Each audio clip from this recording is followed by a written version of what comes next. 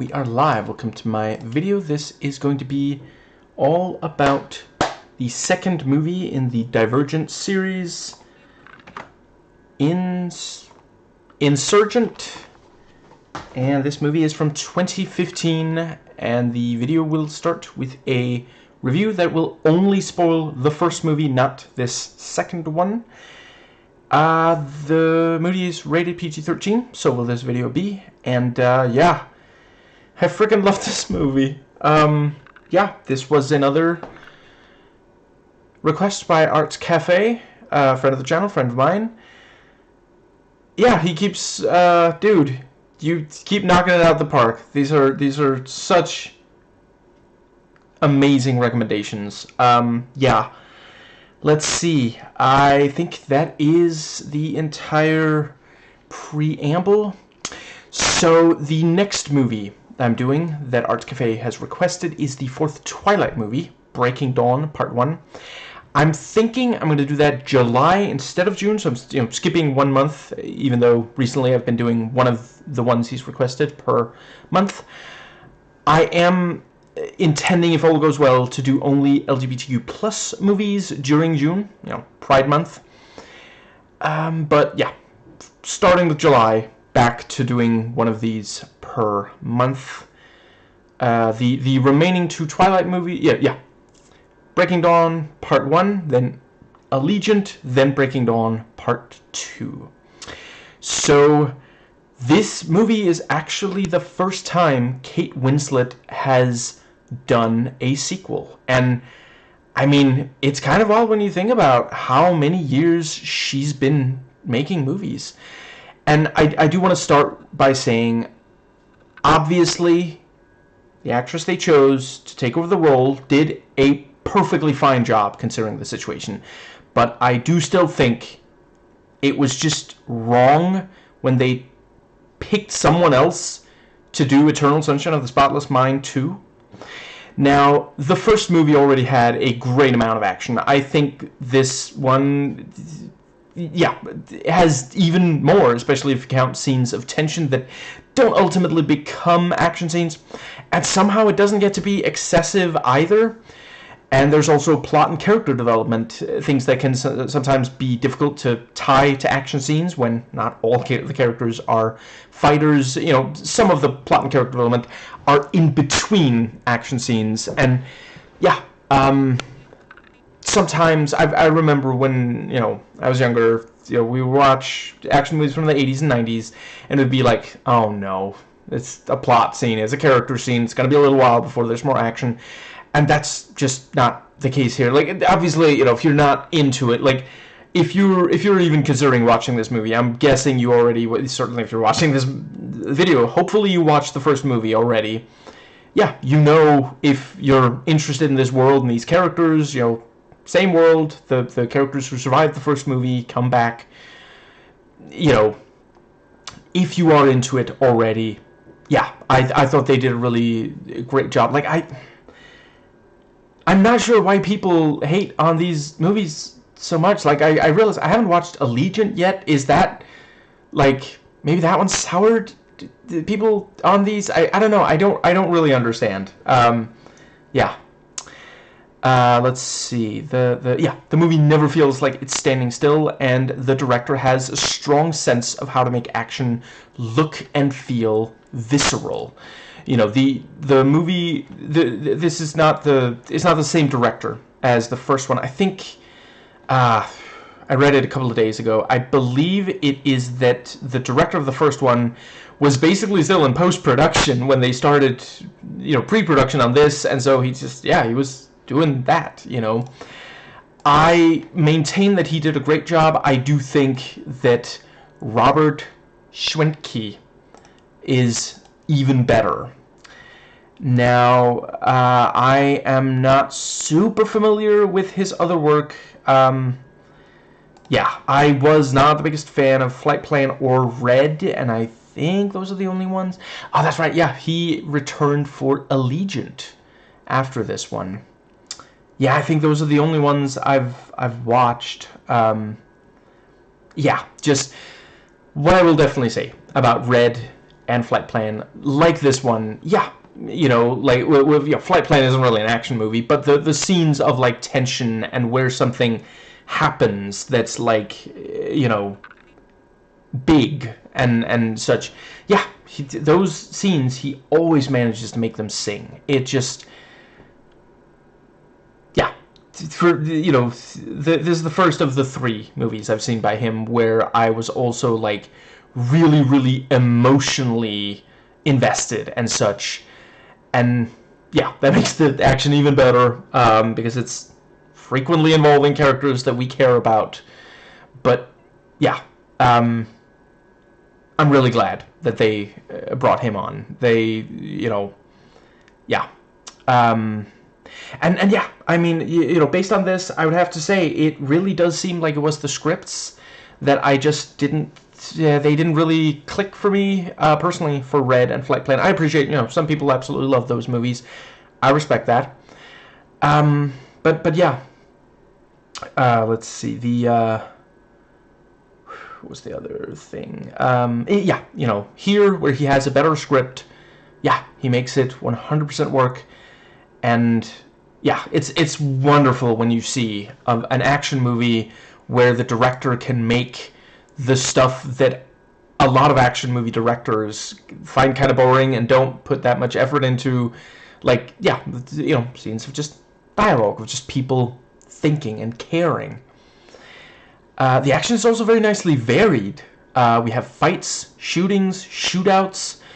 They get a lot out of different settings, who's involved, which is not the same each time, etc. Like, they sat down and really thought about, okay, how do we make sure that this is just like, I mean, the movie's just short of 2 hours, not very much shy of 2 hours, and like one of the first scenes and one of the last scenes and so many scenes in between are action scenes. And like, it's very difficult for an action movie to become tedious to me. So it has happened. Yeah,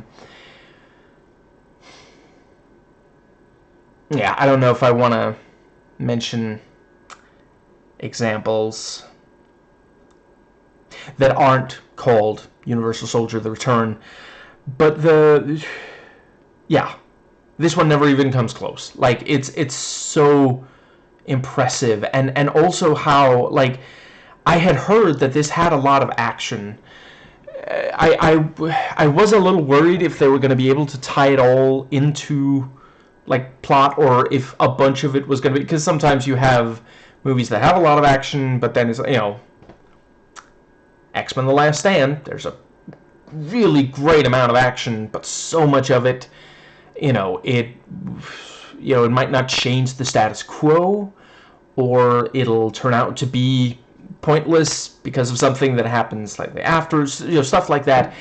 And yeah, that's never the case here. Like, they do such, yeah, really, really impressive.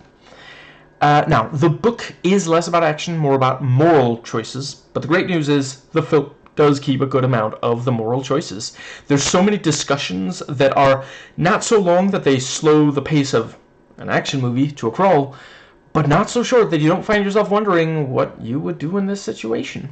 Several times, multiple different characters will have completely different opinions on a moral issue, and you find yourself understanding, if not necessarily completely agreeing, with each of them. I really appreciate that.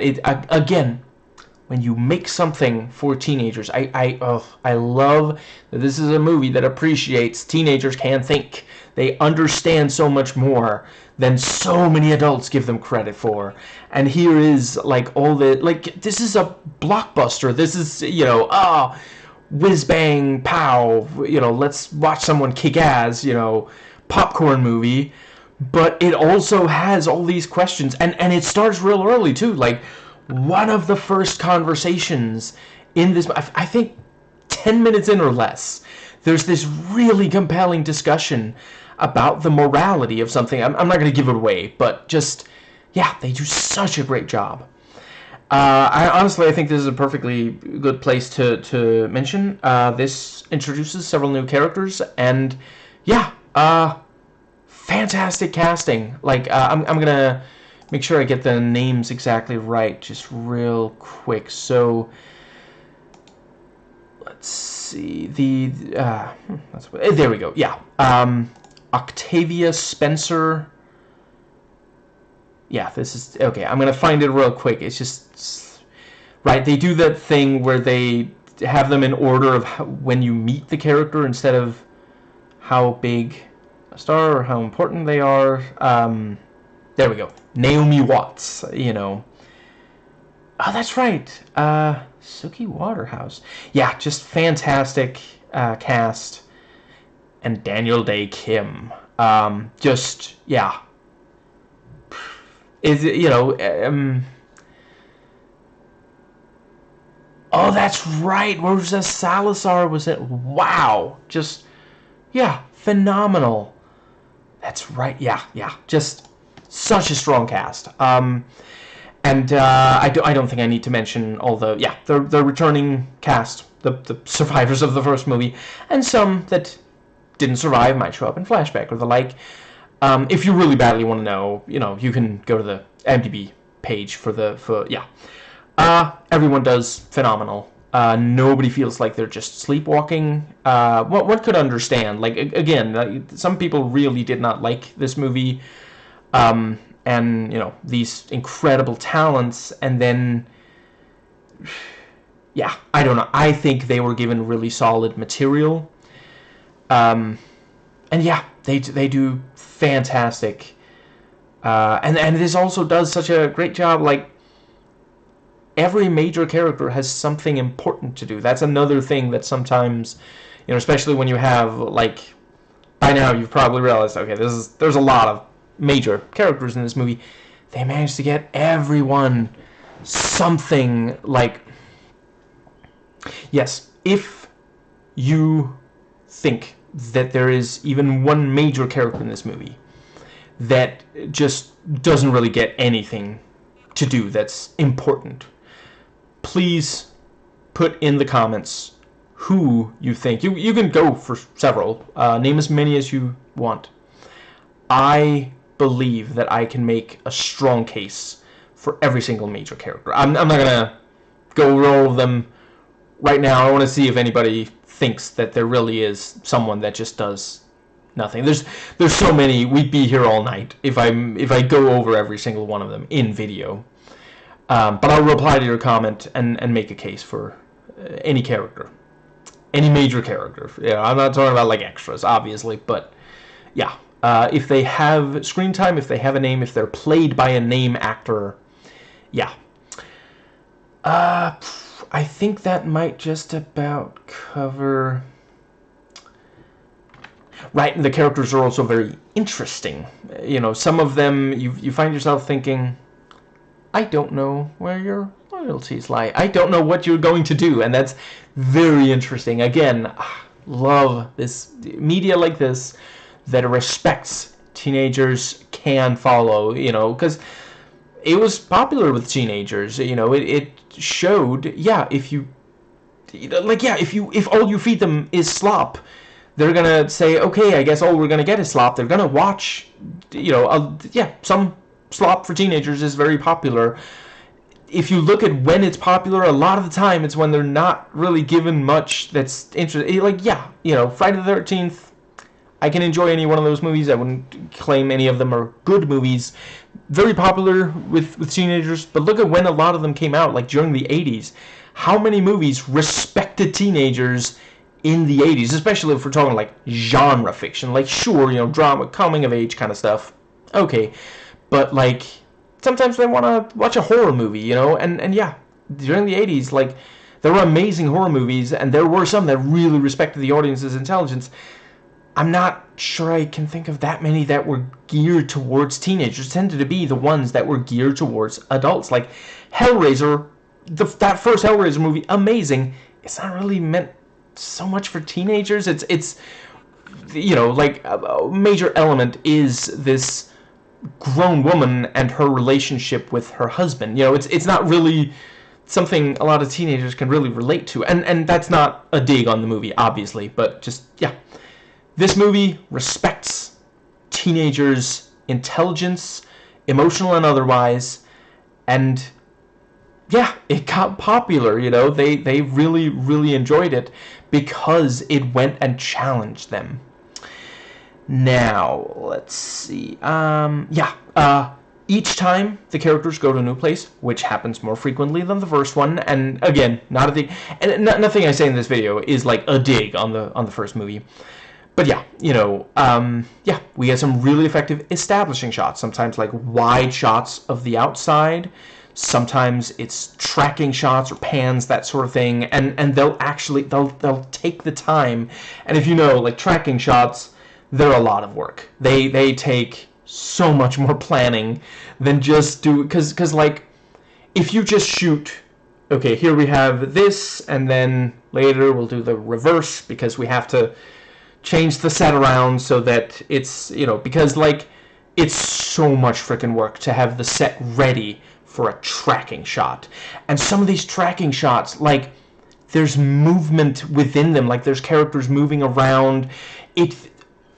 Every place, every location in this movie, every setting feels lived in. It feels like a real place. Like, obviously, we know it's not, you know. Some of it is, like, this futuristic sci-fi stuff that's built for the movie, and some of it is this, like, broken down, like, remnants of buildings and such, where, like, obviously, you wouldn't want to live there. You'd be worried that it would come crashing down. So, you know, obviously, they're constructed sets, and they found locations where they can film some, and then they get out of there, they get the hell out of Dodge to not be too close in case something doesn't. Yeah, I mean, obviously they made sure they were safe, but I'm just saying, you know, you wouldn't want to live there long term, even though characters in the movie are, and that makes us realize, oh wow, some of these people are really in a bad situation.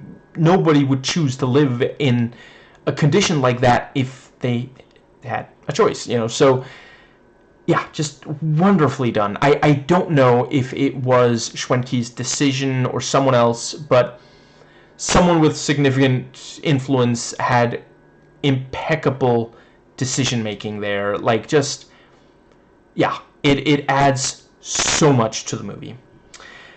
We always get a sense of place when they go somewhere new.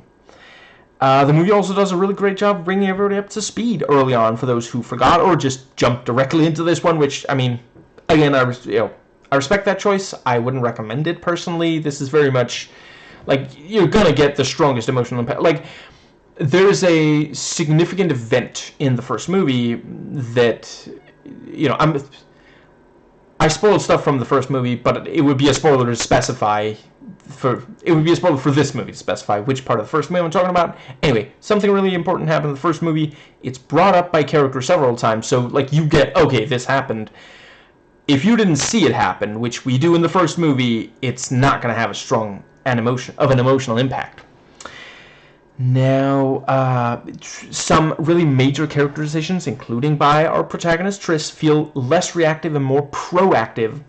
And that's something a number of these YA adaptations struggle with. You know, a lot of characters are more compelling when they're proactive rather than reactive. But a lot of teenagers have to be reactive. They're not in complete control of their own lives. They don't get to make all their own decisions. Thus, media for them reflects that. So it's difficult to break out of that. This does a really solid job. Like, and that's, again, somewhere where this, yeah, really excels at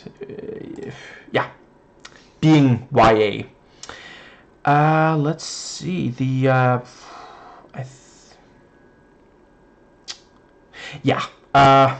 that segues nicely into, so I do still love the Hunger Games movies. I think each successive, let's go with that, Hunger Games franchise movie was better than the ones before it. But frankly, so far, these Divergent movies are even better, you know. I think Divergent was better than even the best Hunger Games movie, and I think this is even better than Divergent. And one of the things is all these proactive decisions by Triss, when so much of Katniss Everdeen's, you know, it was reactive. And again, I get it. It's to appeal to teenagers, and it was the way it was written. It's, you know, and they do interesting things also, but yeah, ultimately, and also just the pacing here, like, so far, you know, these two Divergent series movies, they get to something that we really want to see sooner. And I get why the Hunger Games took longer. It's that thing of, you know, Hunger Games originally was not intended to be a trilogy. Suzanne Collins just wanted to do, yeah, sometimes names stick. I think it's because the name Suzanne Collins is said at the start of every audiobook. And I listened to all three of them. So anyway, yeah, Suzanne, and interviews, and anyway, Suzanne Collins wrote the first Hunger Games intending it to be standalone. It got really popular, so she was like, I'll do a trilogy. That's part of why the pacing is a little weird, and the second movie feels so much like the first movie. I don't think she would have paced them that way if she knew. And you know, part of the reason I say that is the pacing of, you know, the prequel book and film are better than the trilogy of books and quadrilogy of movies. And yeah, as far as I understand, Divergent always intended to be a trilogy.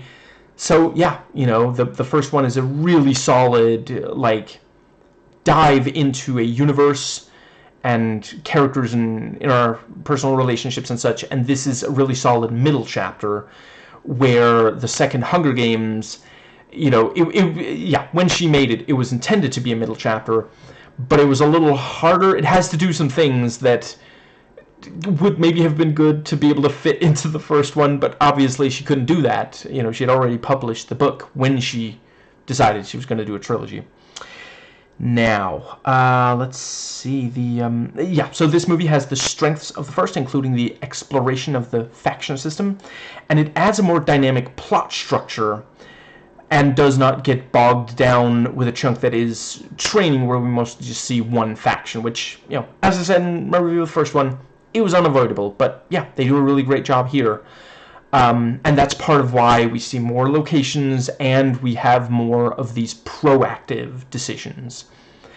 You know, it is very much that they find themselves in certain, major characters in this find themselves in certain circumstance, and they can't really, like, yeah, them just being reactive wouldn't make that much sense. They do really have to make a decision and go and do something. They can't just, which, you know, Hunger Games, yeah, it's not a spoiler, everybody knows Hunger Games concept. You know, they are fighting in the Hunger Games. You can only really react there. You can't do very much. And yeah, here, like, the end of the first movie was further along than the end of the first Hunger Games book and movie. And yeah, just let's see. Yeah, in some ways, the movie is very different from the book. I think most of the changes are for the better, though the book is also great. And if you like the book, you'll like the movie, and vice versa. But there are changes made that make for a more cinematic film. You know, these are very different mediums. Veronica Roth did not publish a screenplay, she published a novel. And it's a very focused film, like story, mystery, character development. It's also visually stunning, with incredible special effects and some very creative sequences. I imagine this must have looked absolutely jaw-dropping in 3D, and just thinking about it fills me with so much envy. I would definitely fail an Amity test. I think that might cover the review itself. Yeah, I've got a lot to say that will go in the spoiler sections, because there's only so much that I can say without spoiling this, and I think that might, hold on, I'll just real quick, so let's see. Right, as far as the writing goes, I really appreciate everyone is in character. I never felt like someone made a decision just because the plot deemed it necessary or something. Like, sometimes writing, you know, essentially, a lot of stories are written by just one person, and if that one person, if the author is not sufficiently careful, it can feel a little bit like they're just moving pieces, because there's not another person there saying, I don't think, would that character really do that? And so they might end up, you know, so excited about what they want to do with the story, end up forgetting that character probably wouldn't do or say that. So you have to create a scenario where the character is going to do or say what you want them to, or kill your darlings and say, I guess I'm not going to get to do that then, because that character wouldn't do that. And if you contrive a scenario like that, you got to be careful that it doesn't come across as a contrived scenario. So it's very difficult. Tried my hands at writing once. The results were not very impressive. I have put that behind me. I believe I am better at analyzing other people's work than producing any of my own. So I am very impressed when someone is this good at writing. Let's see. I think... Yeah, another thing that... this is really both writing and direction. Credit goes to multiple people. It does a really solid job keeping a lot of individual pieces in play. Like, there are characters that they won't necessarily be in every single scene, and when they reappear, it's not like, I forgot they were even in the movie kind of thing, because that's something you really want to avoid, you know. And X-Men The Last Stand, I'm sorry, I really didn't mean to make that movie the whipping boy of this review, but here we are. It makes a lot of mistakes. I made an entire video talking about... Did I make multiple? I might have made multiple videos talking about that movie. I'm not going to spend forever talking about it here. Just, yeah, this is, you know, this is a really positive example. And, yeah, I mean, I feel like this movie actually looked at X-Men The Last Stand and went, I actually learned a lot from you. You taught me what not to do.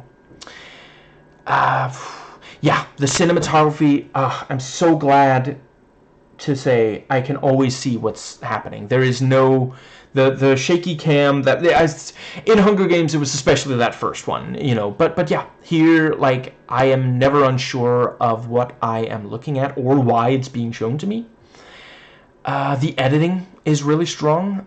This trims out basically anything that doesn't... That's, again, if you think there is a scene in this movie that serves no purpose, please put it in the comment section. I will make my argument for why I think it needed to be there. The movie's not overlong, but it also isn't in so much of a rush. You know, it's not like Venom Let There Be Carnage, where it's like, you know, oh wow, the movie's already over. I feel like I just sat down in my cinema seat, you know. So yeah, yeah, the music always fits and really gets you into the mood of every single scene. Like, there was not a single time where it was like, I guess this singer was popular at the time, but it didn't really fit kind of thing. That just never happens. I think that pretty much covers... Yeah, I think it does a good job with the PG-13. It pushes it a little bit. Does not feel like it's pushing it just to push. And it also does not feel hampered by it. You know, there was one particular bit in the first movie. I talked about it in my video on that, so I'm not going to spend forever on it here. But yeah, the first movie had something where they had to delete a scene because it was too intense. Would have gotten them an R rating. That does not seem to be the case here. My DVD did not come with any deleted scenes, and it wasn't, like, completely bare bones, you know. Let's see. Commentary track with 2 producers. It had several promotional things, including a behind-the-scenes. I think that might just about cover... Yeah, a bunch of it was, like, promotional stuff, marketing and such. But, yeah, it didn't feel like it didn't... Yeah, you know, it easily could have been just, like, completely empty of pretty much... Oh, and it had interactive menus as well, which, yeah, what can I say? I'm really, really glad that we're past the compulsory menus.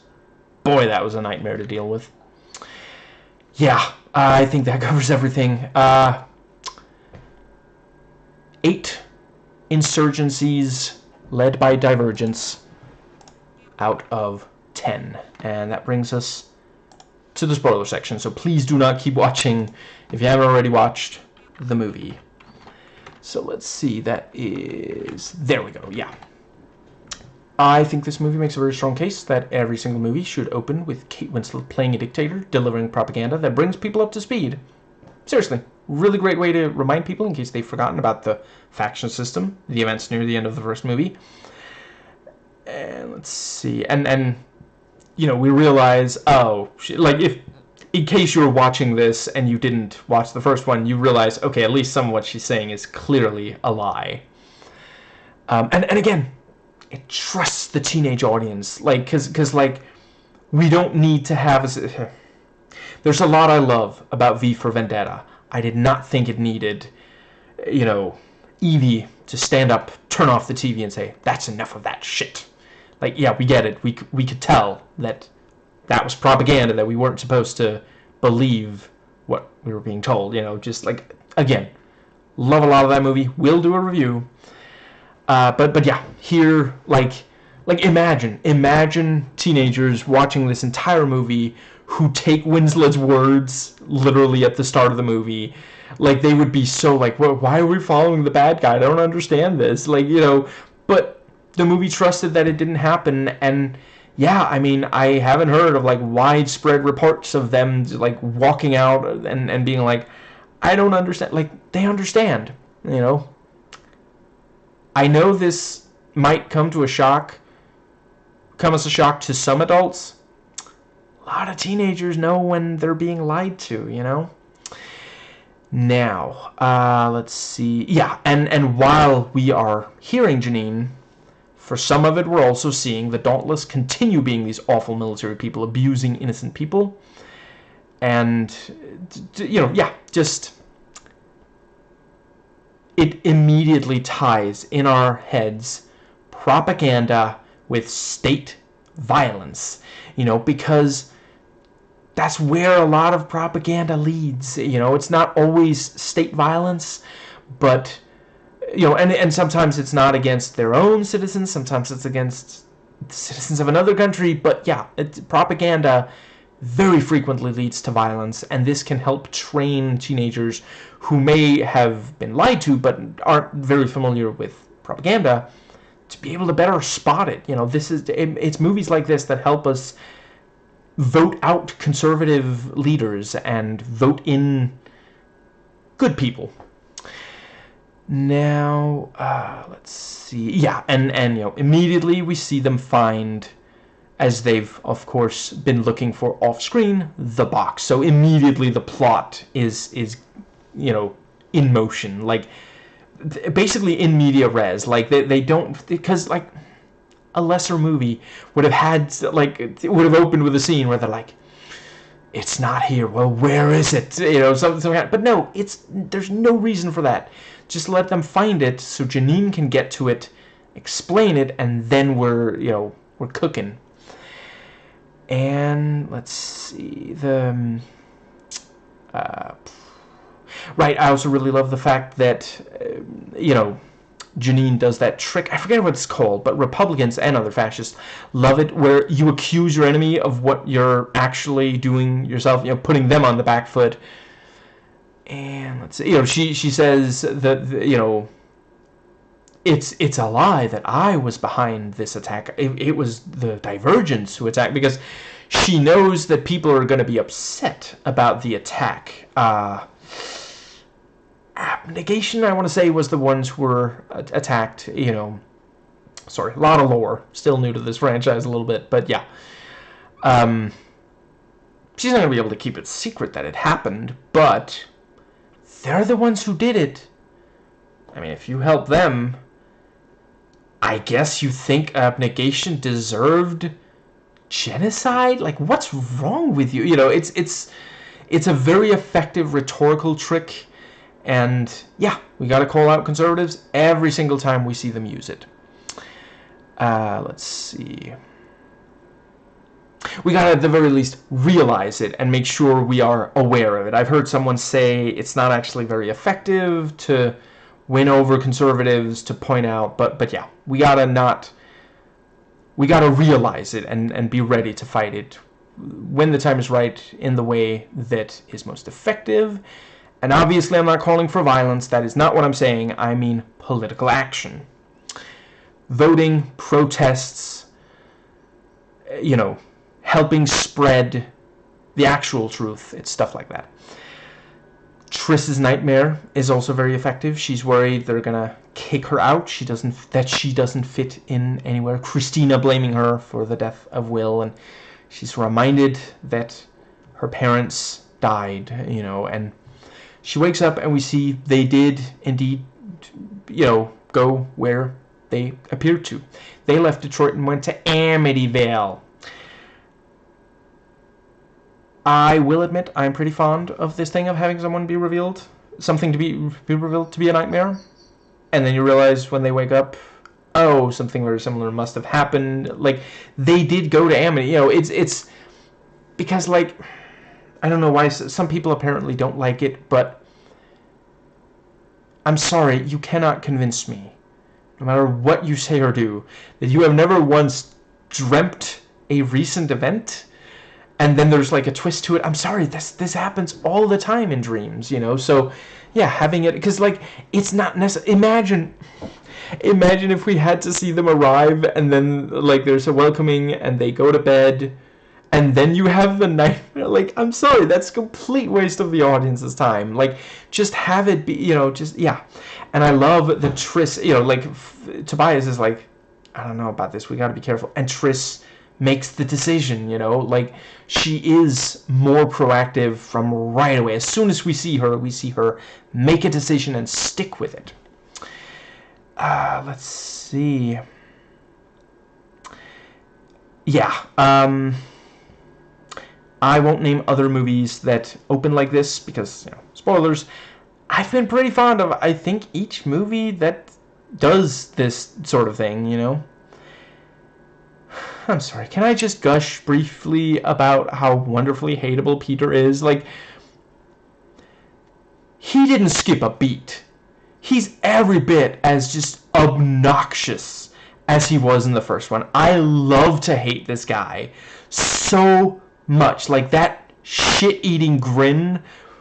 Oh my god. This guy is unbearable. And it's just... Yeah.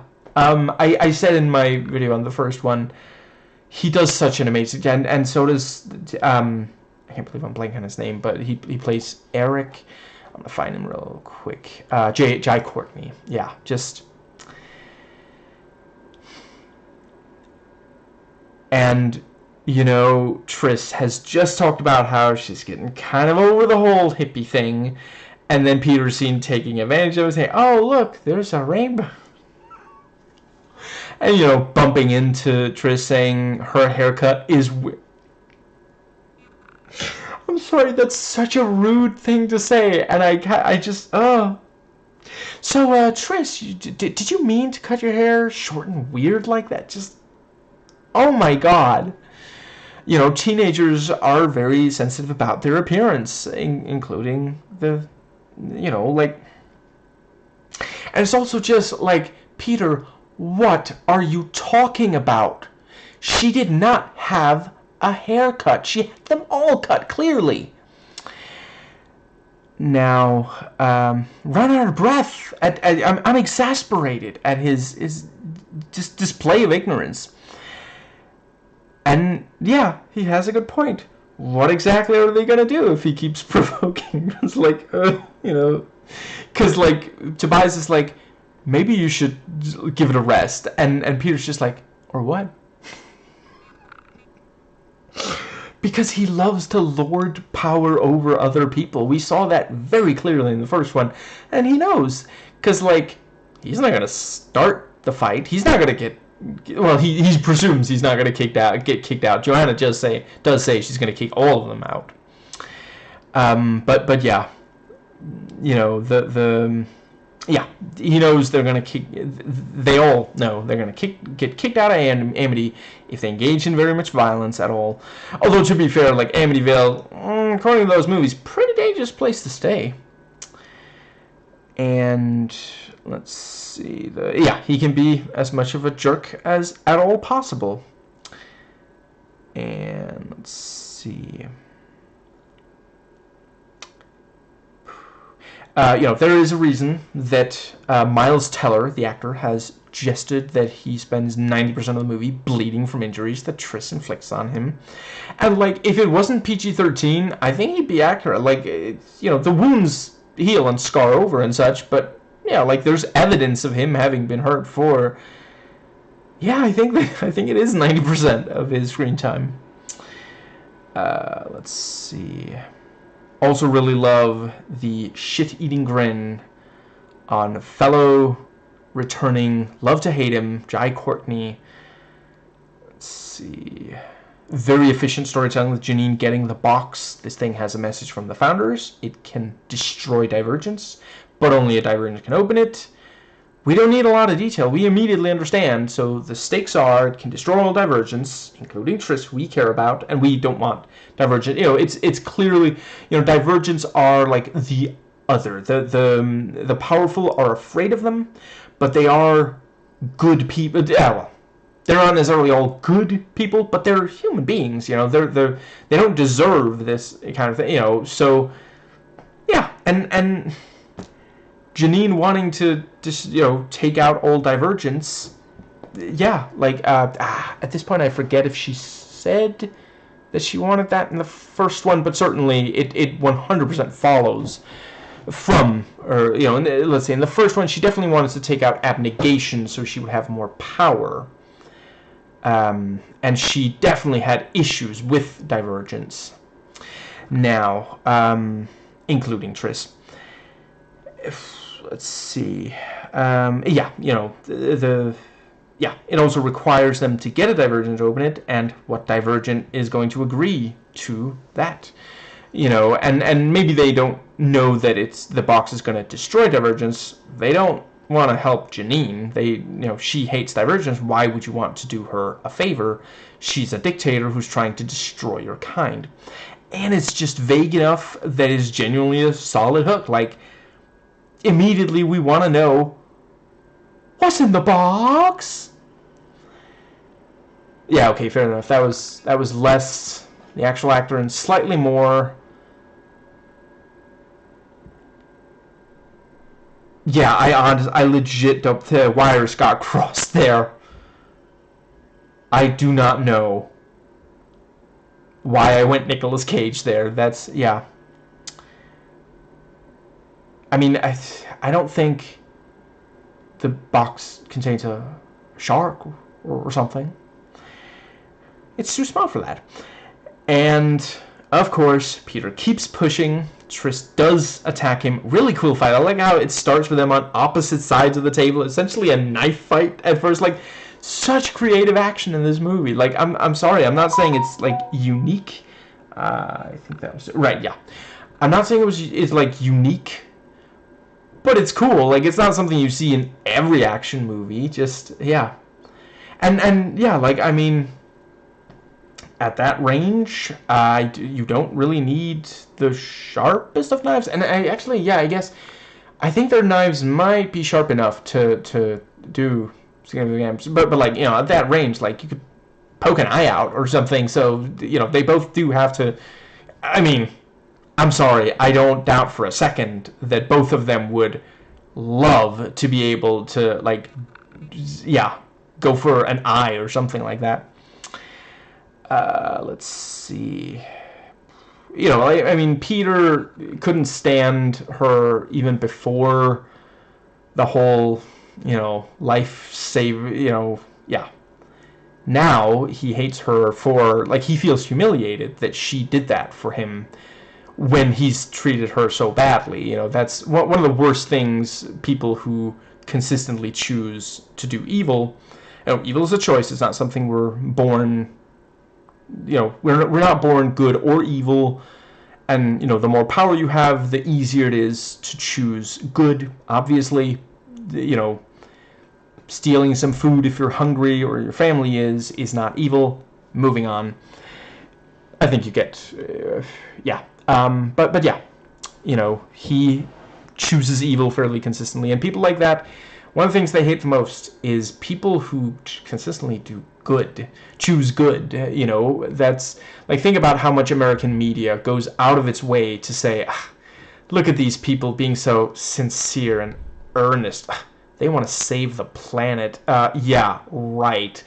And, like, I mean, okay, but the alternative is not saving the planet. So is that really, you'd rather be cool and, like, dead than uncool and, like, you and your progeny survive? Like, ever since I was a child, I've never been okay with. I guess I understand it, but, like, think about how much of it helps the powerful maintain the status quo. Like, think about if coolness is something that arose organically from people who, you know, would love for their situation to get better, or if it's maybe a bunch of suits that have all the power, all the money. And no, I'm not talking about, like, Jewish people. You know, a lot of them are white, and the ones who are Jewish or other faiths than Christian are not any worse than the Christian ones. Some of the very worst ones are the Christian ones. But yeah, you know, they have the power, they want to maintain the power, so they try to put in a lot of pop culture. And in America, they've been very successful that, you know, oh no, it's uncool to want to make things better. Don't, you know, just, yeah. I am a big fan of earnest attempts at making the world better. I'd rather you be corny than, you know, let bad things happen. And you can quote me on that one. I know I'm very corny. Now, let's see, I think... Yeah, if Joanna had not stopped the fight, one wonders how far Triss would have taken it. Like, Peter's completely at her mercy by the end. She does still have a knife, like... There is an extremely dark, like, R-rated version of this scene where Joanna doesn't quite get there in time or something. Like, holy crap, like...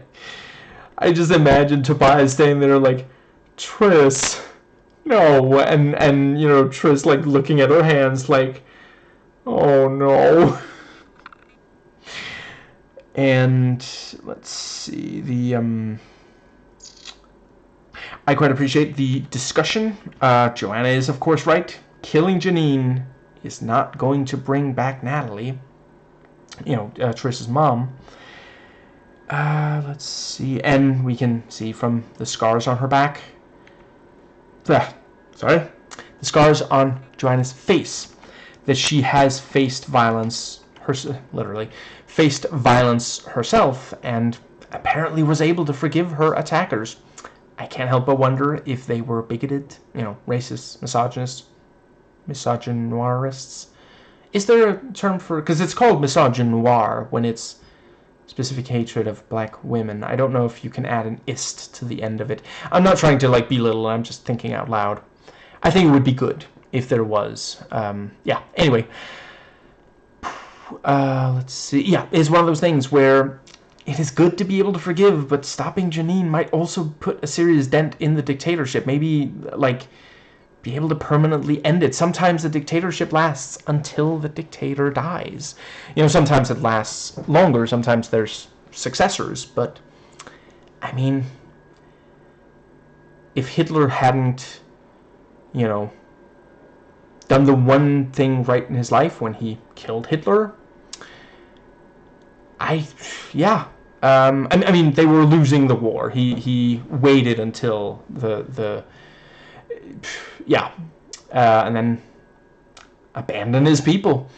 But yeah, I mean, hypothetically, if they hadn't been losing the war, if he had gone on living for years, yeah, the movement would probably have lasted. And yeah, let's see,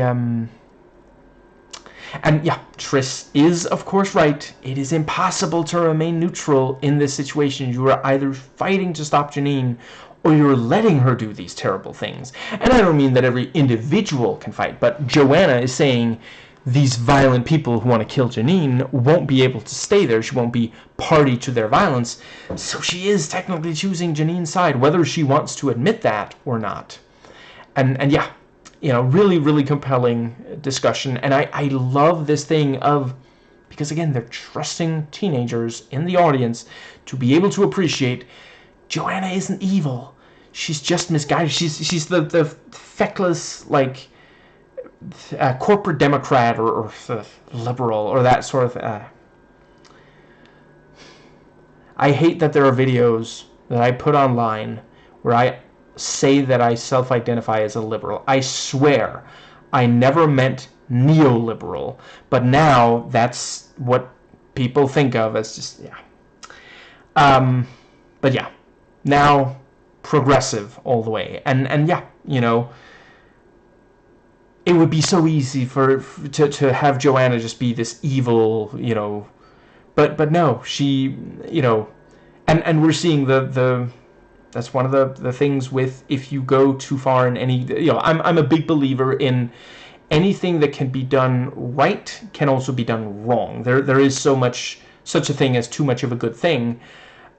Even water, you know, if you don't get enough liquid in your body, you will die. But if you get too much within too short an amount of time, if you drink a lot of water within too short of a time, and you don't deal with the, what's it called again, saline balance, salt balance, something like that, it will kill you, you know. And yeah, everything is like that. The sun makes sure that plants grow. Too much of it will kill you, you know. And you know, too little of it, if you don't get, I want to say it's vitamin D, you know, your bones will become brittle. Like, it's all these things. So yeah, like, I am a big believer in love. I'm something of a scientist myself, and when I say scientist, I do mean hippie. I should probably have just said hippie. Yeah, it is definitely a good thing a lot of the time to love and forgive, but there are times when it is not the right thing.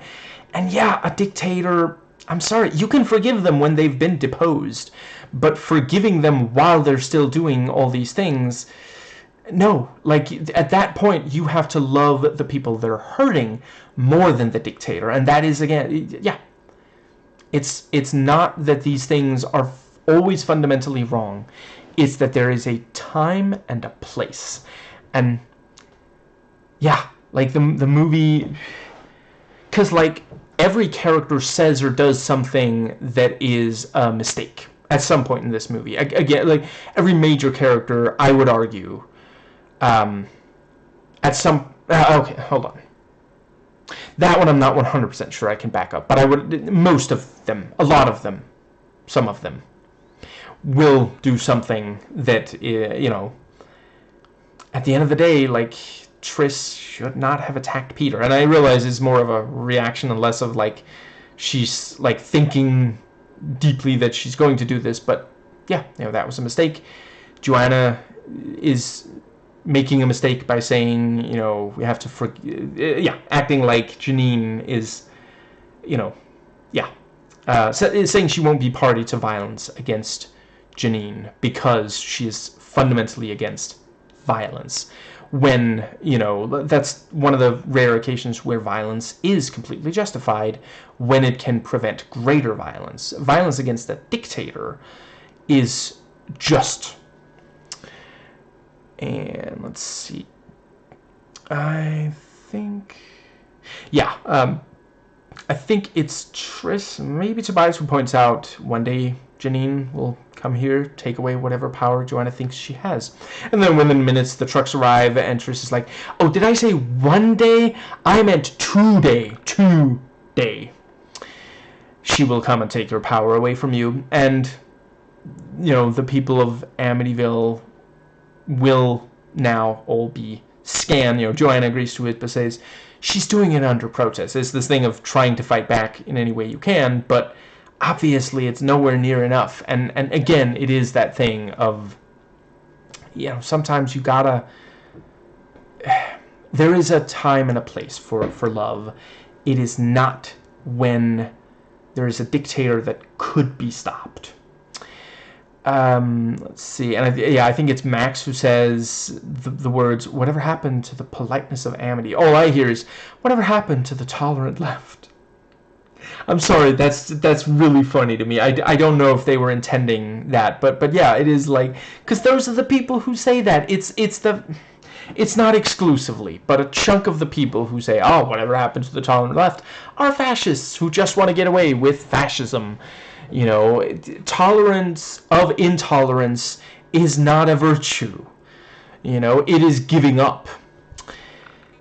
And let's see. I really love Eric's face as he points out, you're standing the hell out of that doorway, you know, just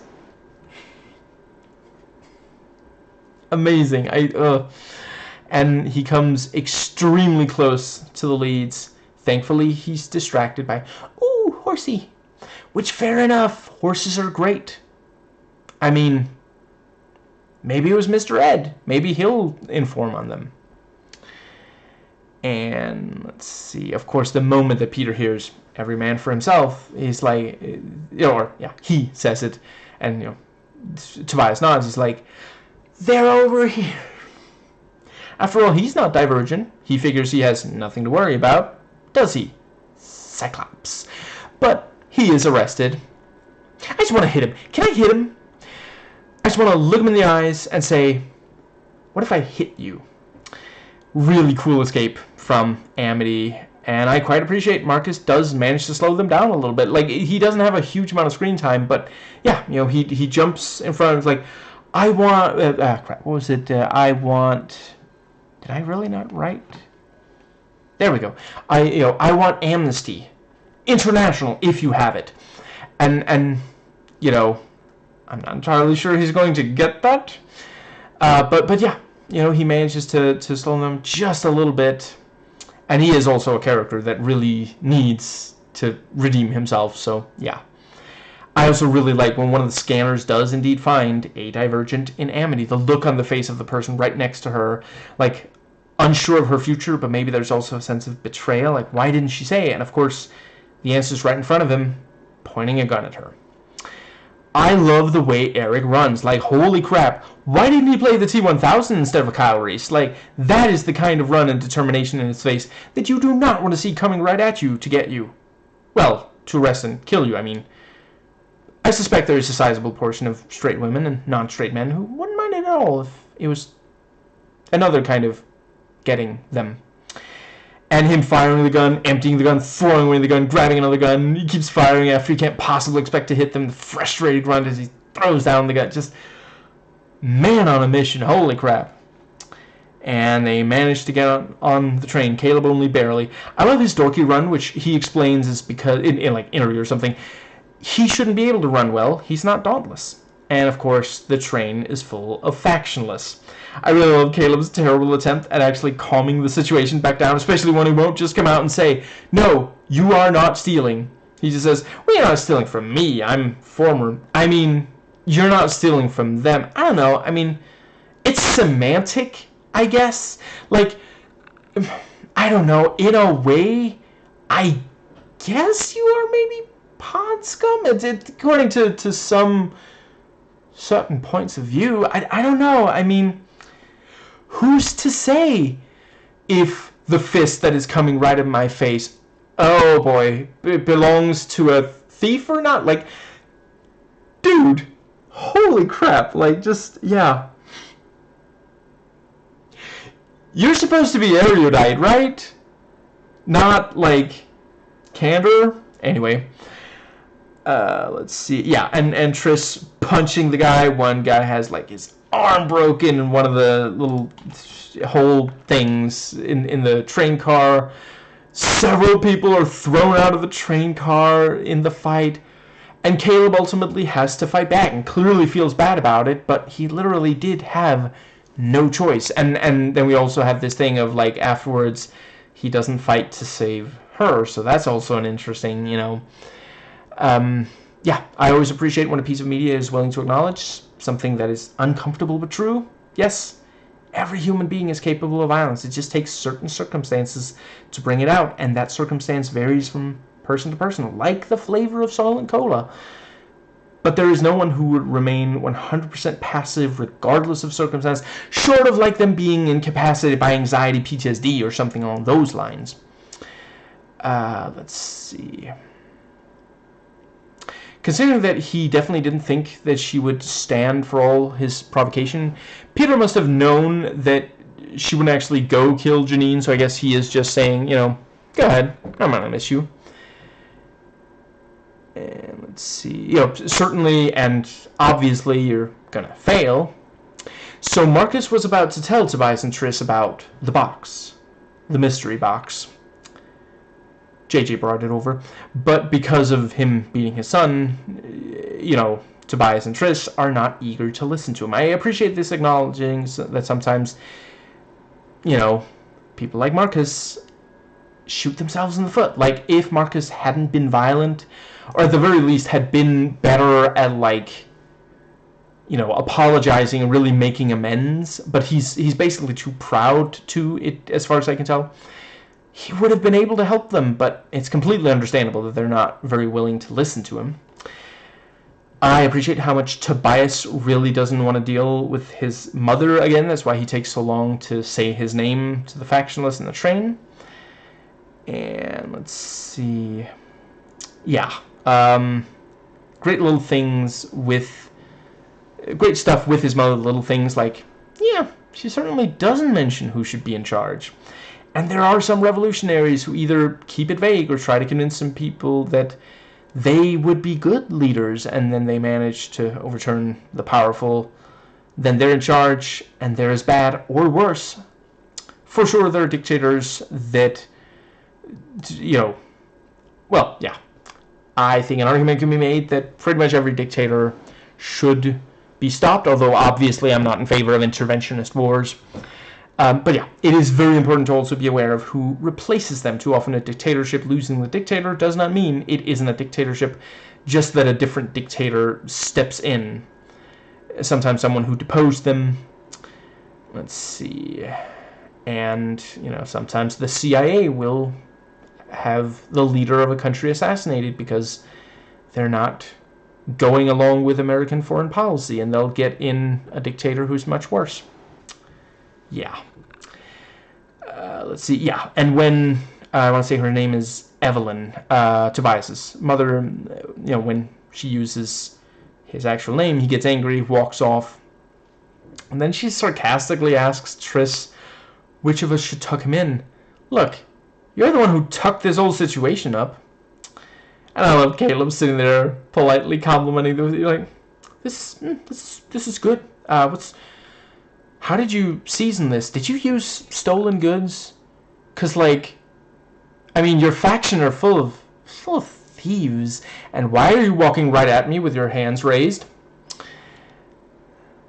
Let's see. There we go. Yeah. And we get another nightmare. It's clearly very much on Triss's mind, blaming herself for the deaths that happened near the end of the first movie. Will, in particular. Really great that Caleb points out if they kill Janine and don't get in another leader, there might be a civil war. You know, again, extremely important issue to get into when dealing with dictators. Yeah, there are cases where it led to a civil war, that a terrible leader was removed. Yeah. Let's see. I mean, I don't think he mentions the fact that they need to get in another leader. He just says, if you kill her, it will start a civil war. But, yeah. One more thing about the fight on the train. I am on the record as saying that if your action movie can at all sustain it, please try to see if you can fit in an action scene on or in, possibly both, on, in, or around a moving vehicle. So I really appreciate that this one does. And, yeah, as is very often the case, it's awesome. Like, absolutely love it. Holy crap. Please don't stop believing. These are, I love when movies do this, because, yeah, the moment, because people are getting thrown off the train, including Mama, and just, the moment that you have that element, that someone could be thrown off the vehicle, it just adds so much compared to a stationary vehicle, or not having a vehicle at all. That's another thing. Like, if you can fit vehicles into your action movie, please try. It's, yeah. Let's see. I think that might just about cover.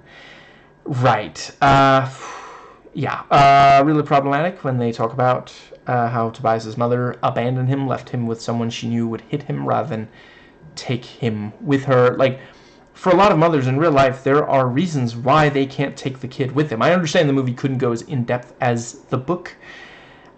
Still, I think it should have been more careful with this sensitive subject.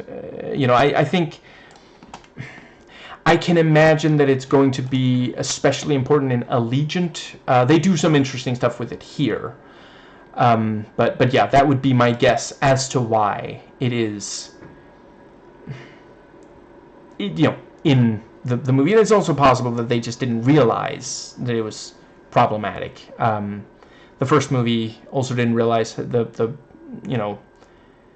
was necessary to be a little bit more sensitive and careful when dealing with Tobias's, being abused as a child by Marcus. Now, basically in the film, Evelyn is framed primarily as someone who abandoned her son, leaving him with an abusive father, a cold, manipulative leader of the factionalists, a morally gray or even antagonistic figure. And yeah, the film misses in real life victims of domestic abuse, especially women in controlling or violent relationships, often face immense barriers to leaving or protecting their children. This can include fear for their lives, economic dependency, lack of support systems, a legal system that may not protect them. If Evelyn fled Marcus for her own survival, the decision is tragic, yes, especially for Tobias, but not necessarily selfish or villainous. And the film doesn't give this emotional context the weight it deserves. Tobias's pain is valid, he was abused and abandoned, but the film leans too hard on blaming Evelyn without exploring why she left or how systemic oppression and trauma might have shaped her actions. And it can be problematic, but it risks perpetuating the myth that good mothers never leave their children, even in abusive situations, a narrative that shames survivors who are often making impossible choices, and it simplifies Evelyn's character, turning her into a political antagonist rather than a complex survivor. And in the book, there's a bit more nuance, and I understand Allegiant, it's even more. Evelyn is still portrayed with flaws and questionable motives, but the books allow more insight into her inner conflicts and history, which makes her feel more human, less like a one-dimensional bad mother. And let's see. Right, I also did some let's see, here we have the some of the major differences between the book and the film. So yeah, the film, the introduction of the mystery box, only a Divergent can open it, doing all the tests for all the factions. Janine wants to open the box to, for the founder message thing. The book does not have this box. The secret of, it's revealed, the secret is revealed through different communication. It's not a specific, test or box. I really don't think that would have been as cinematic. Not by a long shot. And let's see, Janine in the film wants to use the box to legitimize her power, prove Divergent's dangerous, and then the message says the opposite. When in the book, Janine's goal is more about control through technology and data, and destroy the threat of divergence, control the population through the Sim Serum. And let's see, so I already mentioned the book is more about moral choices than the movie. The book also spends more time. It's still there in the movie, but the personal feelings of guilt, Triss, having killed Will and feeling guilty about that, and internal conflicts between factions and factionless. And let's see, in the film, Triss is more proactive, focused on proving something by opening the box, and some characters are omitted, where in the book Triss struggles a lot with PTSD and guilt, and that again, it's still in the movie, it's just not as big of a thing. They have more action and and Tobias's conflicts with Evelyn and Triss are more complex. And the ending, the film, the box is open, the message from the founders is is telling them to leave the city, meet them outside, saying the city was an experiment, where in the book the ending reveals the world outside still exists, the city was a social experiment, but it's through information, not this futuristic box. And yeah, I think they do a really great job making these changes. But yeah, as mentioned in the review, if you like the movie, absolutely the book is recommended. I listened through the audiobook before watching the movie. I was not unhappy with the changes, even though I loved the book and really appreciated how close the first one of a adaptation that was, and Hunger Games also really appreciate how close those are. I think it was right to make these changes. Very clever with the trial. Let's see. The thing about, since there's at Candor they have an actual truth serum, as a test, and the thing about whether or not being evasive is truly dishonest or not. And Daniel Day Kim in part just I don't know, dude loves mystery boxes at this point, I guess. And let's see. Yeah, I love the thing about not everybody finds the truth so easy. People who even take the test have prepared to be Candor. While you were, while we were learning how to spell our own name, you studied the blade. And the combat and gunplay and such. And the truths come out. Tobias saying, I fell in love with Triss and I couldn't let anything happen to it. It's just so sweet. But at the same time, it's also this thing of like, okay, now everybody has heard that, so he kind of wanted to just say that to her. He struggles to say that out loud.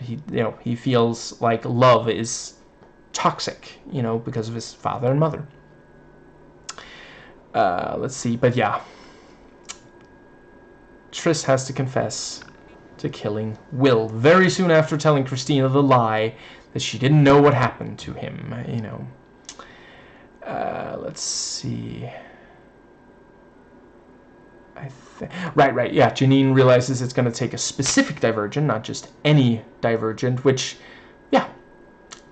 if you are unique, you are uniquely different from other unique people. Again, a really good, important message to just because someone is different from the norm doesn't mean that everyone who's different from the norm is the same.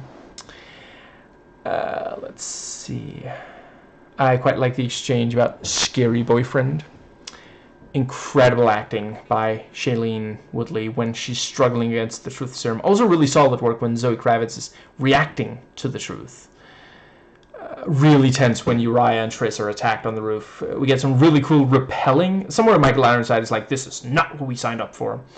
And the bit about, the closest guns are actually on the ground floor. Me and my cursed appreciation of a nice, aesthetically pleasing view, and I'm sorry. Sue me. Cuff me. Put me in jail. I can't hate a scene where someone is repelling and firing an assault rifle at the same time. Like, I'm not saying every action movie needs it. It would get stale, obviously. But it should, And the first movie it was one of the Dauntless tests was repelling, mountain flossing, and just like, I love it. It's so good. Let's see. Yeah, I also really thought that I really felt like each time that there is an action scene, it makes sense as like, basically every Dauntless that's still faithful to Janine is looking for them. There's only so much city to look in. Yeah, they're going around checking roofs. They suddenly see two people standing there like they're not fugitives. I'm kidding. I'm not saying that they're like being incredibly naive or something. They probably figured they would have more time before an attack. Let's see. Yeah, and the rounds turn out to be ones that knock them unconscious, and the Divergents wake up very soon after, so they're easy to find and deal with now that, you know, all the other ones are not getting in the way. And we get some more great stuff with Eric being wonderfully hateable. Like, this should be one of the performances that villain actors study. He was legit about to kill a child because she's Divergent. You know, fascism 101. Human life has no value beyond what we can use it for. And yeah, I mean, if a child is part of the group that we're genociding, sucks to be them, I guess. They should have chosen to be born different. Not chosen to be born not different, I guess. And of course, Triss manages to save the kid just in the nick of time. And when Eric is able to, he kicks her when she's down. You know, like, there's a very brief fight, but, you know, yeah, he keeps kicking her after keep hitting him. And the thing when, you know, Triss is found to be 100% Divergent, and yeah, Eric really wants to. He's like, the scanner's got to be wrong. Voight Kampf, why have you forsaken me? And yeah, you know, Triss knows Janine wants her. Max gets away, but they do stop Eric. Great fight between him and Tobias. I love that they were like, you know, sure is good you have a gun. You were never any good without it. You take my gun. And the fight just... I'm sorry, sometimes I like machismo. You know, especially because it's this thing of, like, it's the bad guy who's being especially, you know, like, Tobias just responds in kind, basically. Yeah, and, you know, after Tobias wins, he drags him over. I thought he was going to close that damn door or I will throw you out the window. And the thing about, you know, I've learned to live with the blood on my hands. Can you? And Tobias just goes, I'm learning to live with a lot of things. And shoots him just like, holy crap. Yeah, that was... Wow, did not expect that. But yeah. You know, he was pushed. And then he pulled the trigger. And the alliance between Peter and Janine, I love that he literally says, you know, like he says, I may be dauntless, but I'm not a meathead. Max is standing right there, and Janine scoffs at his ambitions like, yeah, sure. Can you believe this guy? You know I can hear you. Yeah, you're supposed to. And let's see, she does say, if he proves himself, they can discuss his ambitions. And it is, of course, you know, he's right. Triss is so much of a bleeding heart. That's one thing I do definitely want to make sure to say about Amity. I can be kind of a hippie. I don't think I can live in a commune like that. I'll be perfectly frank about that. Right, yeah. Several of the ones with the knockout shot in them are made to suicide, although 2 of them are saved. And just, yeah. Holy crap. They're killing kids, and I appreciate, you know, one of them does fall, so we get the thud, and we don't see them land. We see just before and just after, and yeah, you know, it's clear, like, it's too far of a drop. It kills, so yeah. And yeah, they do also do the thing of, like, it's PG-13, so it's like, I mean, realistically, unless they land on their head, which I guess it's possible that one did, you know, and then yeah, with the serum. No, yeah, actually, it works. It's just sometimes you'll have stuff where it's like, would that really kill the person, that kind of fall? Let's see. I think... Yeah, Triss is able to grab Christina. Christina comes to and says, Triss, help me up. And Triss goes, am I forgiven for Will? But yeah, genuinely super creepy idea. You know, it's of course the mind control serum from the first one. And yeah, now it's in the knockout things. Just, yeah. And they talk about, oh, well, if we remove them, it'll kill them. So, yeah. What kind of an organism would rather kill the host? Let's see. Then we have... Yeah, I like the brief bit where Janine notes she's been thinking of all divergents as the same, but there are differences. That is, of course, something that happens a lot with bigots. They assume that everyone that they're bigoted against is exactly like every other member of that particular minority group. You hear misogynists talk about how women are all the same, racists say all African Americans are the same, etc. And, you know, she's warned this might kill the Divergent, and she just says, you stop when I tell you to stop. No sooner, because fascists don't care about how many people they kill, and most specifically, who they kill, because fascists... let's see... Yeah, there we go. Yeah. Great discussion about the pros and cons of turning over Triss, and while he is not the only, you know, Dauntless, it seems like all of them, you know, are on the same page about that. He is the very first to say, factionless would have to go through him. And, well, he says, me. And not long after, he tells Triss he thinks she's worth all this. Like, get you a romantic partner who is this 100% down. Like, holy crap. And I really appreciate that the sex scene has not only consent, but enthusiastic consent. She's the one who starts undressing. It's very clear she wants to. And she actually initiates it, you know, let's see, rather than, you know, waiting for him to. And that's great. We gotta normalize women feeling comfortable initiating sex. There's nothing wrong with that. And according to the commentary track, for, you know, her sake, she was wearing tassels.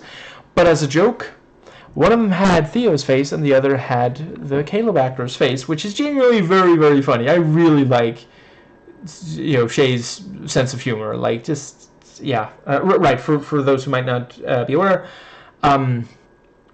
you know, the Caleb actor played her love interest in, I want to say, it's...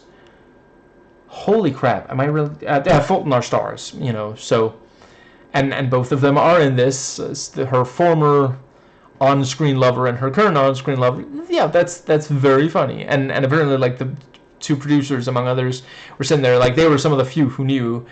And they were just waiting, like, oh, any moment now he's going to see the faces. And it took a while, but eventually they saw it, and they thought it was absolutely worth the effort. Let's see.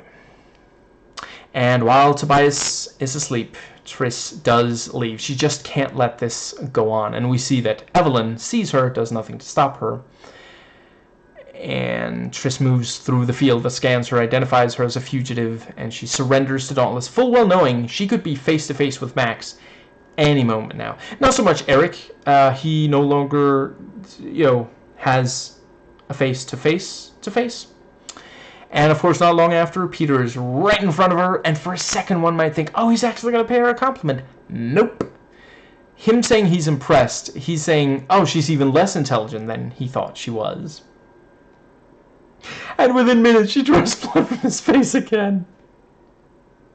And this was actually moments after I was thinking, it would be wonderful if she could wipe that smug smirk off his face. And she threatens to shoot him. And at first, Janine doesn't even look up. She's like, oh, and then she's like, oh right, yeah, go ahead, we've got plenty of guards. And Peter's like, what? Wonderful, I love it, I'm here for it, it gives me life. And then Triss does fire, but unfortunately not him, only at the glass, which turns out to be unbreakable. Yeah, that's right, it's made of pure concentrated Bruce Willis. And the gut punch that Caleb is working with Janine. That is not Caleb. I don't know if I am completely happy with how much I praised Tobias for standing up to the factionless. Like, he was essentially saying, I will take on any factionless who believes that they should hand over Triss. Like, I don't know if he knew that the other Dauntless were gonna agree to that. Like, there's a lot of factionless. Not gonna lie, I wouldn't mind seeing that fight. I'm pretty sure he'd win. And it was also a good point the factionless made. he says, "I'm not the one with the ticking time bomb in my arm." And let's see, I think that brings us to... Also really love, Janine says the only way Triss can stop the suicides is by beating the test. It's not enough to try them. And she certainly won't do it if Triss doesn't try, at least. So this one has a good amount of simulations, like the first movie did. It's just that where that one spread them out a little more, here they're mostly in one go. I think in both cases it works. Let's see. And... yeah, there are also, several of them are individual action scenes here, so that works really well. Let's see, Dauntless, Abnegation, Amity. Let's see. Really, Candor was the only one. And Erudite. Candor was the only one that wasn't an action scene, and it was a wonderful, emotional scene. And... let's see, let's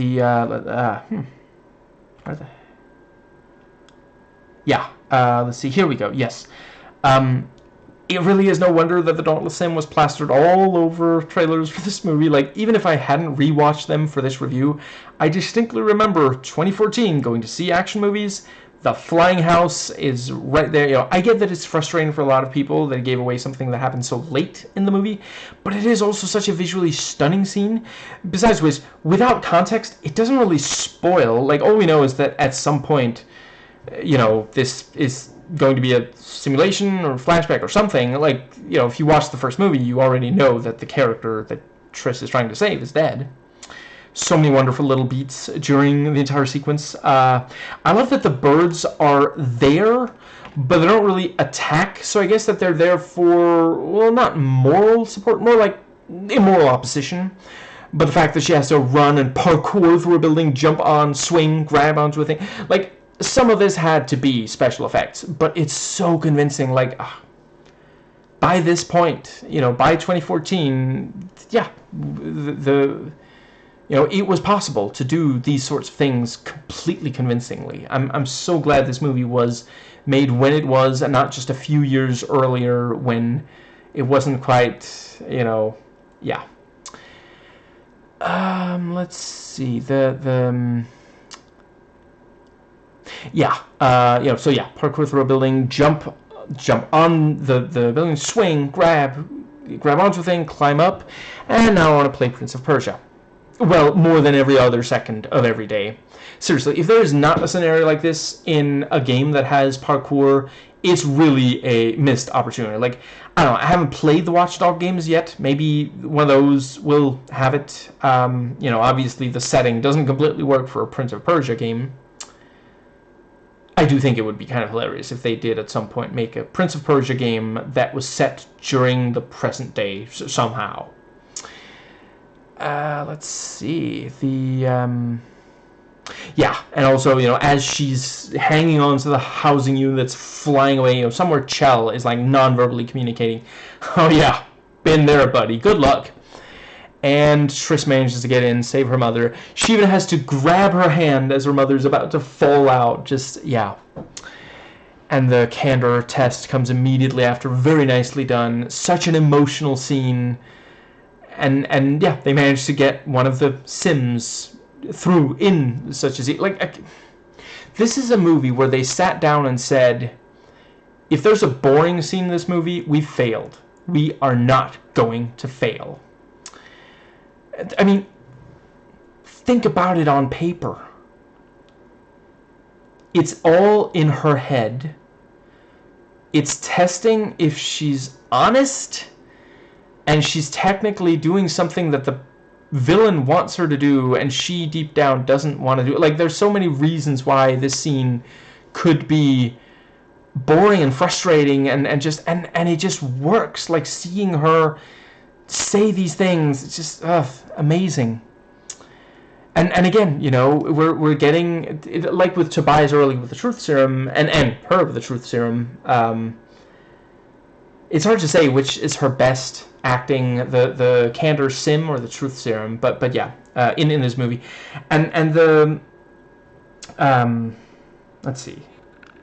Yeah, with these scenes, we get characters who are often very guarded about their emotions admitting something out loud. And this is the kind of thing where, I mentioned earlier about writing, this sort of thing can end up feeling contrived.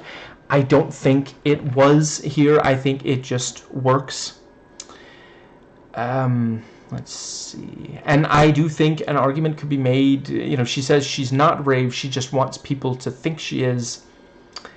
I don't know. I mean, I think taking actions to make people see you as brave could be described as bravery, Be careful who you pretend to be, because at the end of the day, you are who you pretend to be.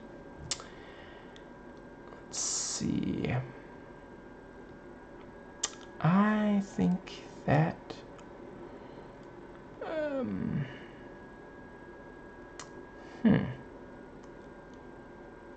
Right, and the erudite test being that she can see through.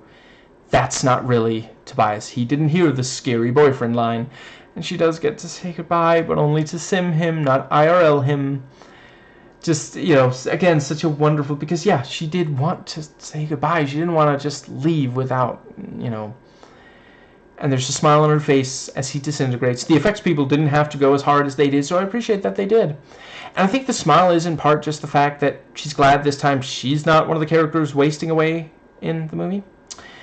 And I appreciate that Peter didn't realize the abnegation test was sparing his life, which, that takes a lot to do, and it also helps the audience, who, some of whom might have missed.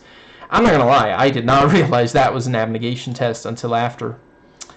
Perhaps also in part because we only realize slightly, shortly after that, after she spares his life, that it even was a test. And then afterwards, Caleb is being a good little Nazi boy, repeating the propaganda, and even, saying, oh, our parents were terrible. And the fact that they were hiding the box, they were probably trying to protect people, but he doesn't see it that way, because in his mind, the regime should just have the right to all of these things, and hiding something from the regime, no matter your intent, is evil, because the regime is all that matters. Going against them, and that's fascism. Let's see, and she gets taken back to the test room. By the way, the wires going into her, I really love that one of them hovers in front of her face. Like, for a few seconds there, we're not entirely sure that it's not going to, jab her in the eye or something. Like, did Peter program this? Is this, revenge for the knife fight? And the wire does eventually just go into her back, and there ends up being, 8 wires plugged into her. Was that necessary? Necessary? No. It was fun. I feel bad for the actress playing Triss's mom, I want to say Ashley Judd, for not getting a lot of screen time or a super challenging role in this movie, but I really appreciate that she isn't sleepwalking through it either. There is still very strong emotion there. I also really appreciate that during the candor scene, she expresses wishing she wasn't different, which is, of course, an extremely common, somewhat ironically, universal, nearly, experience for teenagers, feeling like you're unlike everyone else. Genuinely nicely done that we saw Tobias leave before the erudite sim, so hypothetically it wasn't impossible that really was him breaking her out of there. Later there is a similar thing that does actually happen, and I appreciate the fact that Peter makes sure Triss knows that Tobias is there, which of course enables the three of them to enact this plan, even though Tobias didn't know there was a plan until after. And it's very credible that Janine would make sure Tobias saw that Triss was dead, because in her mind that's going to motivate him. She thinks of human beings as chess pieces. We've seen this already. And also, they knew it would work because she already pressured, she doesn't care who dies, basically. She keeps pushing and pushing. If she hadn't, it wouldn't have worked. What? She's just gonna suddenly collapse and they're gonna assume she's dead? No. But, maybe she'll die if Janine pushes the simulation too far. It's happened 6 times already. That was also, like, I want there to be an outtake where one of the founders is like, Divergents are the future. So if you kill, let's say, 6 of them, yeah, you done screwed up. And I love that even with 2 guys holding it back, Tobias still can get to Peter. And the line about, hey, Tobias, do that thing you do. Which just kind of makes me want to rewatch the Liv Tyler movie, but yeah.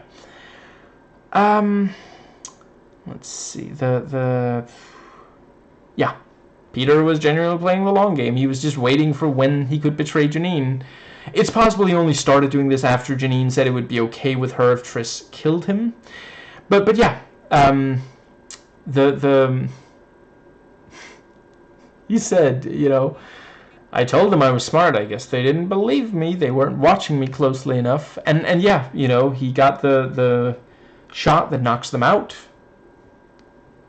That makes them look dead. That they were, you know, that was fired into them earlier, on the rooftop. You know, so just like everything, so much setup and payoff in this movie. Love it. Let's see, and.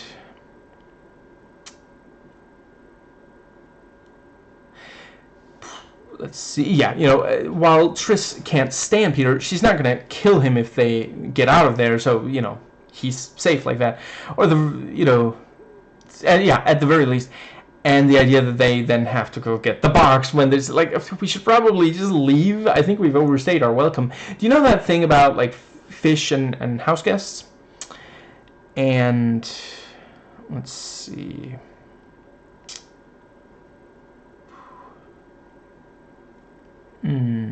Yeah, there we go. Yeah, I have to go get the box, and then she wants to open it.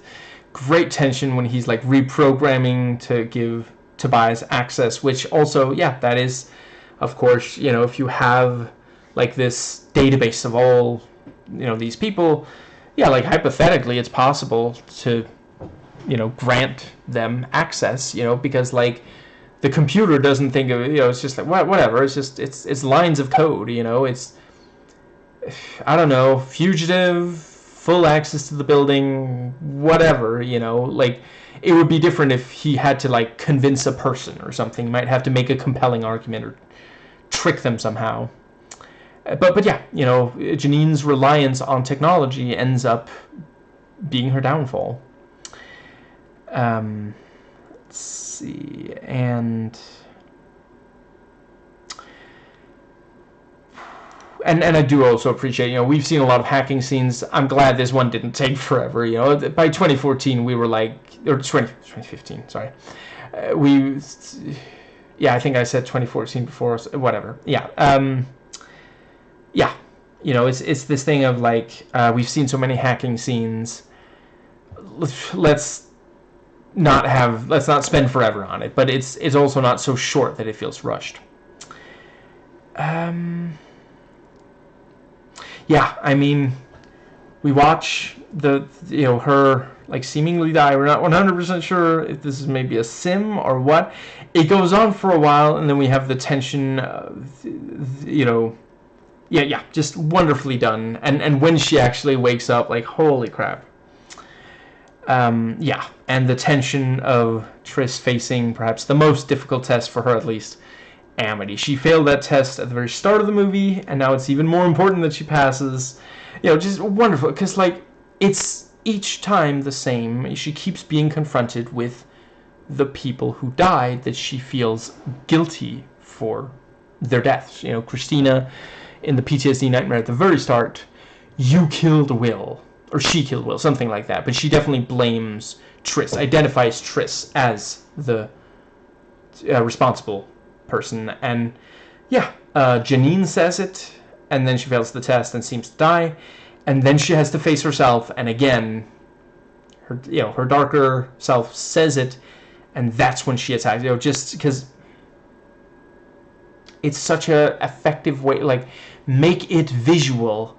if you're gonna do something like that in a movie, you cannot just have people saying, I can't stop thinking about it, because it gets tedious, you know. But the moment that it's visual, and each time there's just enough variety, you know. There's the PTSD nightmare with Christina, then there's the bit that leads into the knife fight with Peter, and now these two tests where, like, because Janine and the darker reflection of Triss, they go about it in very different ways. Let's see, and yeah, you know, part of the climax is, you know, the Dauntless still working for Janine are trying to get into the sim room, and we see that, you know, they've got a thing that can very quickly open the door. And let's see, yeah, for sure, even more than Janine, Triss hates the way she is perceived. Again, a major thing for teenagers. And the confrontation, like, for a while she's just letting the dark side get in some good licks, but the moment she says, "You killed Will, you are dangerous," right? And that was also the you know, with Evelyn, that PTSD nightmare, you know, just ask him. Just, yeah. Let's see, yeah, I really appreciate the weight that they treat the character of Will's death with. That's, again, like, American media has got to get better at taking seriously loss of a life. And I'm not saying the movie's perfect. There still are characters who die without it being a major thing. But yeah, really appreciate the way it's done here. And it was also, I mean, watching the first movie, yeah, I was like, no, Will, no. You know, they made me care, and they took him away from us. And then so much of this movie is about how she blames herself for it and misses him, and Christina misses him and struggles to forgive. It's, yeah, both the act and also the lie. And let's see, yeah, really cool super punches, like falling through the city, stuff like that. This, again, this stuff did not have to go this hard. You know, she fails the amity test pretty quickly with Janine, but it goes on, like, we get several minutes of awesomeness. I really enjoyed, there we go, yeah, Tobias telling Peter he's chosen their side, whether he likes it or not. And Peter uses the one F word allotted for a PG-13 movie by 2015. You really don't want to accidentally run out of fucks to give. And that was an excellent place to use it. It was also pretty funny when he's telling them, okay, you can hug later. And tells Triss, now they're even. You know, both of them have saved each other's life. Once he hated the idea that he kind of, sort of, maybe owed her. Right, and during the amity test, the first try anyway, Janine provokes a severe attack, knowing full well of Triss's near-fatal irony deficiency. Can we just take a moment to appreciate how much she sells this Kate Winslet? I mean, obviously, you know, Shay is great as well. Not dissing her. But the entire evil monologue about how those deaths meant nothing. It's just so gripping. Like, you just hate her guts. Like, you 100% understand. Like, I'm sorry. If you sat in, you know, watching this movie and no part of you was like, punch her, I don't know what to say to you. Like, you really are a saint, I guess. Amity for you. But for the rest of us, it was like, okay, how is she supposed to pass this test? Like, holy crap. But yeah, you know, the monologue is, let's see, yeah, it's stuff that with lesser acting could really come across as incredibly corny, like, ooh, the villain is going to provoke the good-hearted hero by telling them people died for nothing and they will fail. Like, it could so easily devolve into Saturday morning cartoon villainy, but the writing and her performance elevated above that. I will never tire of seeing Triss and Tobias wielding guns, throwing guns to each other, stuff like that. And just, again, you know, in the first movie, when she's first holding a gun, she looks like she has no idea, and, you know, later, because of all the training, she knows exactly how to handle it, and that's still the case here, and just, yeah. let's see. I really appreciate how fast this series got to the revolutionary stuff, having Triss face-to-face with the villain. You know, not all YA dystopia stories get there this fast. Hunger Games, I'm talking about Hunger Games. And I appreciate that the movie doesn't show a prolonged scene of Dauntless and Factionless attacking the building that we've now seen destroyed twice over in simulations. You know, that was necessary, but, you know, really, the emotional climax is what matters here. It's, you know, her being able to get to there and opening the box and hearing the message. This is what matters. You know, it's important for the story that Factionless and Dauntless were able to take the building, but we don't really need to see it happen. There's so much action already, you know. Yeah. I love that the test comes down to, can she forgive herself? Can she love herself? Because loving others does start with self-love. And yeah, you know, like, you know, her darker self says several really mean things and then says, no one will ever forgive you. And, you know, just at that moment, Triss realizes that's it, that's the key. You know, and yeah, I mean, obviously it's not in real life as easy as that, but it's not, you know, it's a movie. You know, it's not a manual for life or something, but yeah, it is important to forgive yourself. There are people who struggle with trauma in part because they can't forgive themselves, and I'm sorry, but if this movie can reach people, can make them realize, I have to forgive myself, I just think that's beautiful. You know, I picture someone watching this and just going, it wasn't Wombo's fault. Those people were already dead when Wombo got there. And I think that does get us to... Yeah, and, you know, as soon as Triss is willing to forgive herself, her darker counterpart just shatters against her, attacking her. You know, the way that, you know, earlier Janine shattered when Triss attacked, you know, and that was her failing the test, and this is her passing the, you know, that when the test is either passed or failed, the person in front of her, the simulation of the person in front of her will shatter, like, you know, Tobias also, when she realized it had, you know, it was erudite. That's a thing that I just really quickly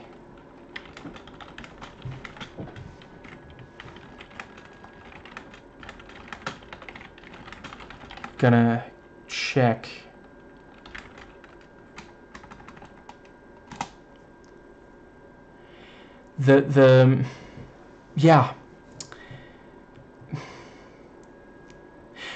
Yeah, looking it up, I'm in standard American English, normally you would say erudite or erudite. And for some reason in the Divergent movies, many characters, especially from the erudite faction, pronounce it erudite, erudite. Yeah, I don't know. Is, you know, yeah, technically it's not wrong, it's just non-standard. And yeah, regional accent, sci-fi world building, stylistic choices. You know, it might be a slightly elevated, distinct pronunciation to reflect the factions, elitism and intelligence, unified accent or tone for erudite characters to set them apart. Or more practically, the actors just stuck with a version that wasn't corrected during production. Yeah.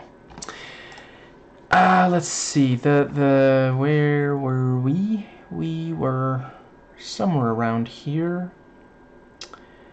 Let's see. Yeah, the fact that Janine wants to hide the message. Typical fascist behavior, covering up truths that don't serve their purpose. And as soon as Tobias gets the chance, he says he's going to put it on every screen in the city. Because that's, you know, that's part of fighting fascism. Revealing the truth. Putting the truth out there. I forget who said it, but it is very true. The enlightened citizen is the cornerstone of democracy. And it's also such a nicely done bit of setup and payoff, because throughout the movie we've seen Janine's face on every screen in the city, all over the place. Her face will pop up and spew propaganda and hatred, and now is this message of hope. You know, just like, it's perfect. Because, like, the moment that Tobias says every screen in the city, like, I would be shocked if there was even one audience member who watched this movie who was like, I don't remember there being any screens in the city. Like, it's everywhere. It's on the building that they're in at this point. It's on the way, you know, when Triss is walking through the scanner, there's a screen. There are screens when they're, you know, when they find the mystery box. All these, you know, so many screens, and just, yeah, it's such a perfect, because that's also, you know, she used it to keep people in the dark, to keep them scared. You know, Republicanism 101 these days, for the last several decades by now. And now it's the same system. You know, it was her Achilles heel. She thought it was her strength. It's going to be used to spread. And those last scenes of people just smiling and walking out, it's so good. It works so well. You know, you just see all these people walking. They're going to go outside the walls. You know, the boundaries are being broken down. The fascists are no longer in control. I am genuinely very curious to see what Evelyn. That's one of my main. I'm really looking forward to Allegiant, to see Evelyn, you know, maybe as a leader, or at least trying to be, after she shoots Janine. So yeah. Let's see. But yeah, you know, when Janine sees the message and, like, turns to face Trish and is like, is there any chance we could keep this between us? And let's see, yeah, I really love, you know, the first movie was about fighting against the system. Maybe you could call it capitalism. And this one is about going beyond physical borders. You know, I mean, I'm sorry, but it's very hard for me to not read into this as, like, working with other countries, because, like, in real life we don't really, you know, wall off a city and then do a social experiment. You know, that's not so much a thing. It works really well as an allegory, same as the faction system. Yeah, you know, they've been isolationist. Fascists love that kind of thing, and now they're gonna go and actually be part of the rest of the world. And that's such an important message today. I love that movies like this are teaching young people isolationism is bad. Walls are bad. Like, I mean, the wall was in the first movie. The wall was on screens before Trump started saying it. Started saying he wanted to build one, so they couldn't possibly. But that's, I mean, I guess in a way that's how predictable they are, you know. And let's see. Yeah. I can imagine Evelyn is going to cover up shooting Janine. Maybe say it was self-defense or something. But yeah. What kind of a leader will she be? I am very curious to see. And yeah, holy crap. Absolutely amazing. Yeah. I think that is absolutely everything. If I wanted to be candor about it. Let's see. I'm not in quite good enough physical shape to pull a dauntless and jump onto a moving train. I think you have been subjected to my voice for long enough, so I'm going to pull an abnegation and end the video very soon. And yeah, I don't think I have anything for, let's see, what's left? Amity? I feel like there's one more that I'm forgetting, but yeah. Yeah, just, yeah,